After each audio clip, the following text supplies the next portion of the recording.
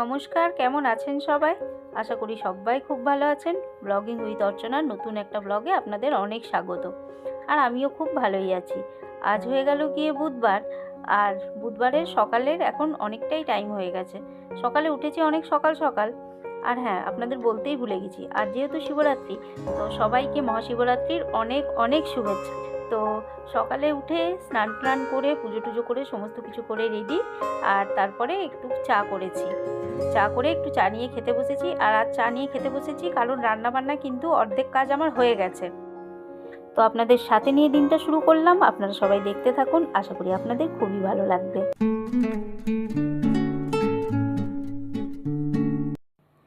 রান্না করতে এসে দেখি বোতলের মধ্যে তেল নেই, তেল শেষ হয়ে গেছে।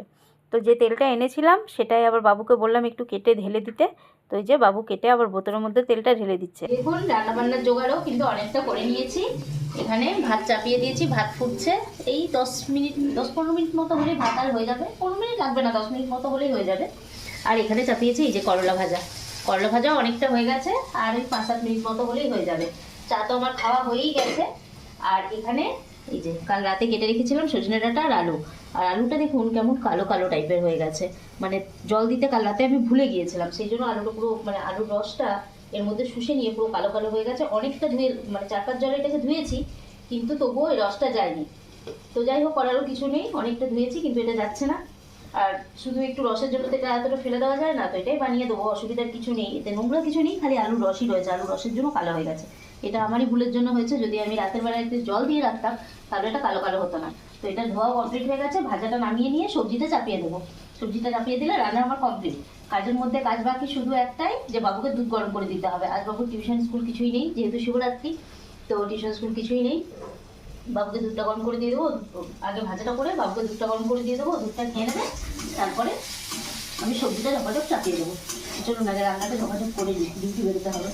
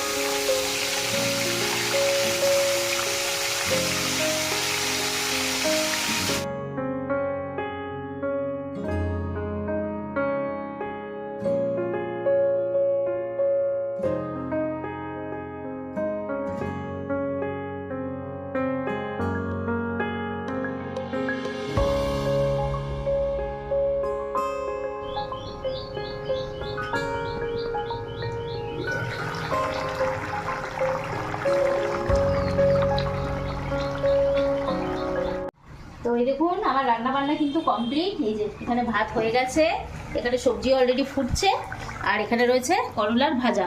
তো এটাই হয়ে যাবে আজকে দুপুরের মেনু। আর আজকে যেহেতু শিবরাত্রি, সেহেতু একদমই সম্পূর্ণই নিরামিষ। আর মঙ্গলবার শনিবার এরকম আমার নিরামিষই হয়। তো খাবারটা আবার রেডি হয়ে গেছে, এরপর খাবারটা টিফিনে ঢোকাবো, টিফিনে ঢুকে বেরোবো ডিউটি। আর বাইরে যেহেতু দুদিন বৃষ্টি হয়েছিল, তো বাইরে একটু ঠান্ডা পড়েছে, সেই জন্য সোয়েটার পরে নিয়েছি। এই সোয়েটারটা পরলাম, এই দুদিন পরেও সোয়েটার পরলাম, দুদিন ধরে সোয়েটার পরে যায়নি, কিন্তু আজকে সোয়েটার পরলাম, একটু ঠান্ডা ঠান্ডা অনুভূত হচ্ছে। তো ডিউটির জন্য পুরোপুরি রেডি, এরপর খাবারও হয়ে গেছে, খাবারটা টিফিনে ঢোকাবো, এবার ডিউটি বেরোবো। তো চলুন এখন ডিউটি বেরোয়, আপনাদের সাথে আবার পরে দেখা হচ্ছে। শুভ সন্ধ্যা সবাইকে। তো এই দেখুন ডিউটি থেকে এলাম, এসে স্নান টান করলাম, আর মাথায় শ্যাম্পু করেছি বলে এই দুপাট্টাটা মাথার মধ্যে জড়িয়ে রেখেছি। কারণ এটা যদি না জড়িয়ে রাখি এখন, তাহলে চুলে অনেকটাই জল পড়বে, আর এটা জড়ানো থাকলে বেশ চুলের জলটা শুষে নেবে সুন্দরভাবে। তো এসে স্নান টান করে এখন পুজো টুজো করলাম, পুজো করে এই যে জাস্ট একটু চা নিয়ে বসেছি, চা করলাম, আর সাথে নিয়ে বসেছি বিস্কুট। আর বাবু অন্যান্য সময় কিন্তু শিবরাত্রিতে, আগের বছর না তার আগের বছর অবধি, হ্যাঁ তার আগের বছর অবধি শিবরাত্রিতে উপোস করেছিল, কিন্তু তারপর আগের বছর থেকে, না আগের বছর না তার আগের বছর থেকেই ওর মানে একটু পেটে প্রবলেম হওয়াতে, যে মানে উপোস করলে পরে ওর পেটে অ্যাসিডিটি টাইপের, গ্যাস টাইপের এরকম হয়ে যাচ্ছিলো। তো পেট নিয়ে মানে অনেক দিনই বেশ প্রবলেম ভুগেছি। তো ডাক্তার দেখানোর পর থেকে বললো যে না উপোস করা যাবে না, তো সেই জন্য আর তারপর থেকে আর উপোস করতে দিই না। তো আগের বছরও শিবরাত্রিতে উপোস করেনি, ওই সকালে স্নান টান করে পুজো করে নিয়েছিল, তারপরে নিরামিষ খাবার খেয়েছিল। আর আমাকে কালকেও অনেক জোর ধরেছিল যে না বা পুজো করবো, উপোস করবো, উপোস করবো, মানে পুজো করবো, পুজো তো করতোই, কিন্তু উপোস করবো এই ঝোঁকটা ধরেছিল কালকে। কিন্তু আমি বললাম যে না, এখন পেট ফালতুটা আবার উপোস করে আবার যদি পেটের প্রবলেম হয় তখন একটা উল্টো টেনশন হয়ে যাবে। তো সেই জন্য বললাম যে না, উপোস করতে হবে না, পুজো টুজো করে নিরামিষ খাবার খেয়ে নিবি। তো ওই সকালে পুজো টুজো করেছে, নিরামিষ খাবার খেয়েছে। আর যেহেতু উপোস করতে দিইনি সেহেতু ও কিন্তু মন্দিরেও যায়নি, সেই জন্য রাগের জন্য খালি ঘরেই পুজো করে নিয়েছে। বলছে না, ও ভগবান সব জায়গায় সমান, তো ঘরেই পুজো করে নিয়েছে, মন্দিরে যায়নি। বলছে না, অনেক মন্দিরে ভিড় হতো, আর আমি যেহেতু উপোস করিনি ওই জন্য আর মন্দিরে যাইনি, ঘরেই পুজো করে নিয়েছে। আমি যা করেছিস ভালোই করেছিস। তো ঘরেই পুজো টুজো করেছে আর নিরামিষ খাবার খেয়েছে। তো উপোস, আমাদের শিবরাত্রির উপোস কিন্তু আমাদের বাড়িতে কেউই করেনি।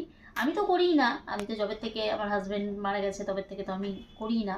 তো বাবু করতো, কিন্তু বাবুকে এখন করতে দিই না, কারণ ওরও সব মানে পেটের উপোস করলেই দুনিয়ার প্রবলেম হয়, আর এরকম নর্মালি থাকলে সব ঠিক থাকে। তো এই যে এখন চা বিস্কুট নিয়ে বসেছি, আর এই চাটা, এই বিস্কুট দিয়ে না এই চাটা খেতে দারুণ লাগে। কিন্তু এই বিস্কুটটা আমার সত্যিই আমার ফেভারিট বিস্কুট। তো ডিউটি থেকে এসে স্নান টান করে চাটা খেলাম, তারপরে গিয়েছিলাম একটু বাজারে, কয়েকটা জিনিস ছিল না, কয়েকটা জিনিস নিয়ে এলাম। দেখায় আপনাদের কী কী আনলাম। এই যে সবজি কিছু ছিল না, তো সবজি বাজারে সেরকম কিছু পেলামও না, তো শুধু জাস্ট লাউ দেখলাম, কুচি কুচি লাউ ছিল, তো একটা লাউ নিয়ে এলাম। আর দেখাচ্ছি আপনাদের, এই যে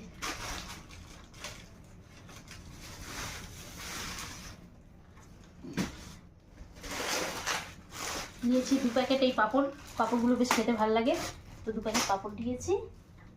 আর এই যে এর মধ্যে রয়েছে, খুলছে না কেন, যাই হোক এটা খুলছে না, এর মধ্যে ওপর থেকে দেখিয়ে দিচ্ছি, এটা অল্প শসা রয়েছে, আর সাথে রয়েছে কাঁচা লঙ্কা, আর এই যে এর মধ্যে রয়েছে আলু পেঁয়াজ একদমই ছিল না, তো এই যে আলু আর পেঁয়াজ, 4 কেজি আলু নিয়েছি আর ½ কিলো পেঁয়াজ। তো এই কটাই জিনিস নিয়ে এলাম বাজার থেকে। এরপরে এখন চেঞ্জ করবো, হাত মুখ ধোবো, তারপর রান্নাবান্না করতে হবে। তো চলুন এগুলো সব গুছিয়ে রেখে নিই আগে। তো এই দেখুন রান্নাবান্না কিন্তু আমার কমপ্লিট। রান্নাবান্না বলতে আর সেরকম কিছুই রান্নাবান্না করিনি, করেছি শুধু কয়েকখানা রুটি, এই যে জাস্ট কয়েকখানা রুটি করেছি শুধু, আর সেরকম কিছুই করিনি। আর দিনের অনেক কিছু রয়েছে, এই যে দিনের অল্প ভাত রয়েছে, ডাঁটা আলুর যে সবজি করেছিলাম সেটা 1 বাটি রয়ে গেছে, এখানে করলা ভাজাও অল্প পরিমাণে রয়েছে, আর এই যে দুদিনের দুধ জড়ো হয়ে গেছে। কালকে দুধটা বাবুকে সকালে দিলাম গরম করে, কালকে মানে সকালেও দুধ খায়নি, আর এখনও আবার দুধ দিয়ে গেল, তো দুদিনের দুধ জমা হয়ে গেছে। তো আমি তো দুধ দিয়ে রুটি খেয়ে নেবো, আর সবজিপাতি যা আছে সে দিয়ে বাবু ভাত খাবে, আর যদি বাবু খায় তো দুধ রুটি একটা খাবে। তো আমার তো মনে হয় না যে দুধ রুটি খাবে বলে, খায় না দুধ রুটি, না দুধ রুটিও কিছুতেই খেতে চাইবে না, কিছুতেই না, যতই না আমি একটু খালে না, শান্তি খিলাবে কোনো অবস্থাতে ওকে দুধ রুটি খাওয়াতে পারবো না। আর সকালেও আর সকালেও দুধটা খেতে বলেছি, সকালেও কিছুতেই খায়নি, তাহলে বলুন কিরকম ভাবে মানে হয়রান করে আমাকে। তো করার কিছু নেই, ও না খায় না খাবে, দুধটা তো ফেলে দেবো না। আর এখন যেহেতু একটু গরম গরম পড়ছে, এবার বেশি মানে 3-4 দিনের দুধ হয়ে গেলে না ওটা ফেটে যাওয়ার সম্ভাবনাটাই বেশি থাকে। তো আমি দুধ রুটি খাবো, আর যা সবজি আছে, ভাত আছে, ভাজা আছে, ওই দিয়ে ও খেয়ে নেবে। তো চলুন আগে খাওয়া দাওয়াটা খেয়ে নিই, পরে আবার আপনাদের সাথে দেখা করছি। তো আমার খাওয়া দাওয়া কিন্তু কমপ্লিট, আর এবার চলে এসেছি বিছানায়, এবার ভিডিও এডিট করবো আর টেনে দেবো একটা ঘুম, কারণ তাকে সকালে আবারও রয়েছে ডিউটি। তো চলুন আজকের ভিডিওটা এই পর্যন্তই। আপনাদের যদি আমার ভিডিও ভালো লেগে থাকে তাহলে ভিডিওতে লাইক দেবেন, কমেন্ট করবেন, আর চ্যানেলটাকে অবশ্যই সাবস্ক্রাইব করে রাখবেন নতুন নতুন ভিডিও পাওয়ার জন্য। তাহলে চলুন কালকে দেখা হচ্ছে নতুন একটা ভিডিওর সাথে, ততক্ষণ আপনারা খুব ভালো থাকবেন, সাবধানে থাকবেন, সুস্থ থাকবেন। তাহলে সবাইকে গুড নাইট এন্ড টাটা।